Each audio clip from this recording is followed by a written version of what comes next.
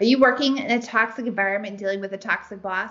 Oh, have I been there? And I want to help you today discover how to handle a toxic boss.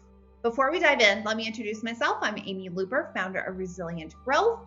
Please like and subscribe this channel right here as I release videos every single Wednesday morning to help you thrive in uncertain times by growing your resilience skills so that you can navigate those challenges and adversity. Okay, let's hop into toxic bosses.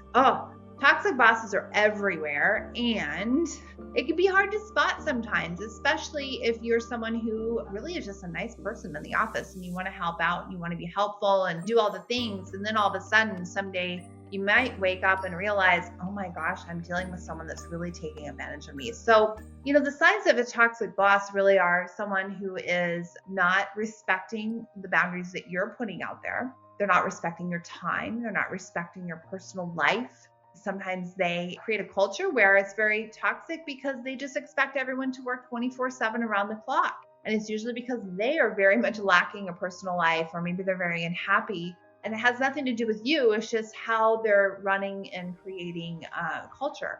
There's a certain way we have to deal with these people. And sometimes you can just have blatant activity and behavior that almost mirrors like narcissism, right? They might gaslight you. They might manipulate you by blame shifting or changing up the way that reality is in a conversation and trying to flip it back on you to make you feel guilty about something when in fact you weren't doing anything wrong.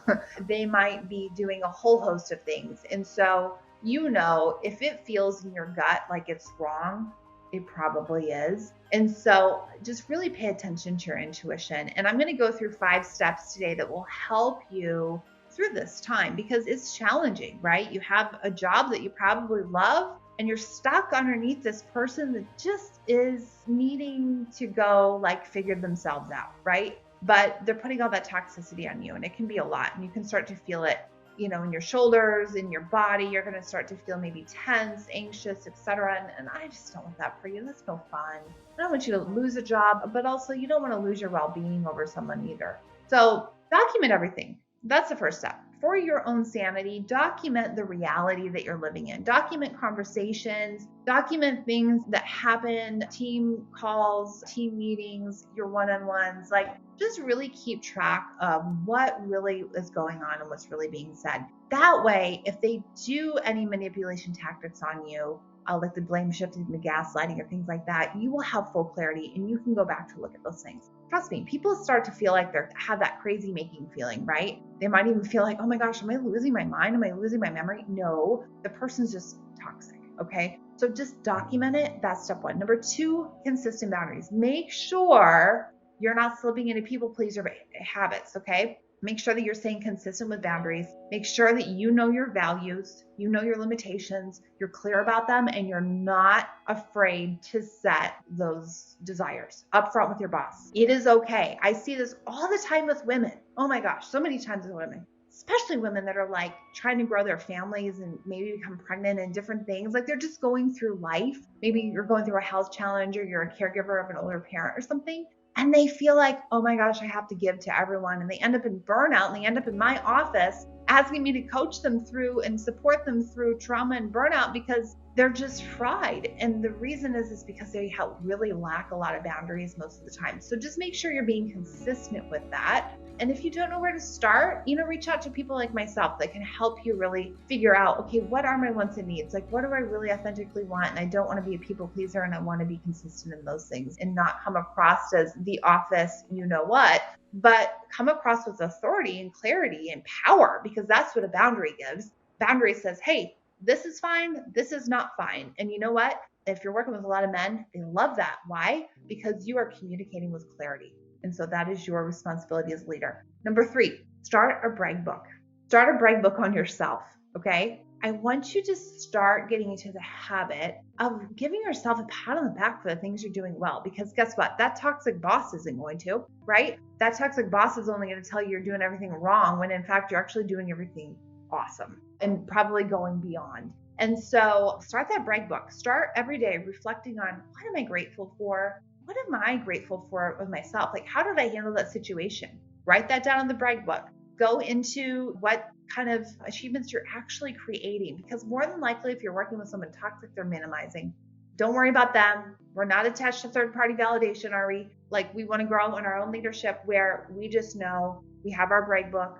We know reality. Okay. Number 4, focus on your well-being. Just because your boss works 24/7 doesn't mean you have to. And I want you to stay regulated emotionally and physically, which means take your emotional, physical, spiritual break every single day. Take the rest and recovery points in time to let your nervous system have a break.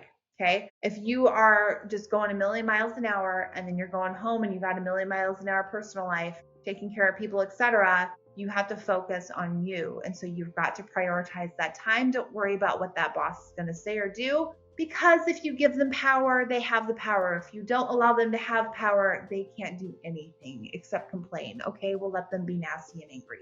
They're not going to do anything with you because you're going to document everything so that if they try to be really nasty with HR, you can give HR reality. Okay, number 5.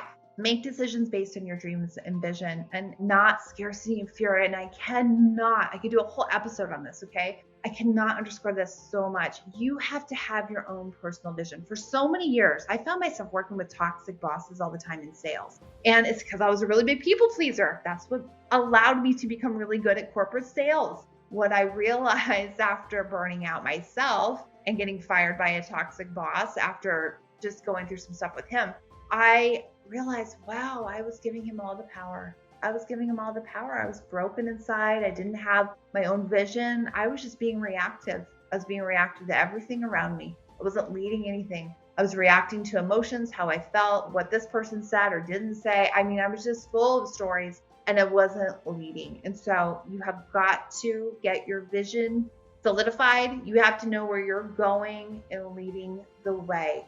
If you're in fear and anxiety, that's only going to keep you small.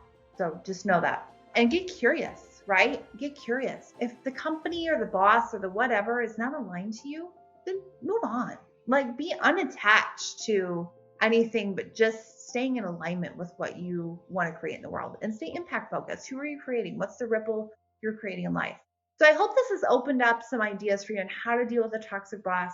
We could go into this for much longer time. And if you want to do that, please get on a clarity call. Use the link below in the video to get on a clarity call with me. Each one of you have different situations, and I'd love to hash them out with you and help you really get into a place where you feel heard, seen, and psychologically safe. So hop on a call and we'll talk about your situation and how you can navigate. Okay? We'll see you next week for more videos.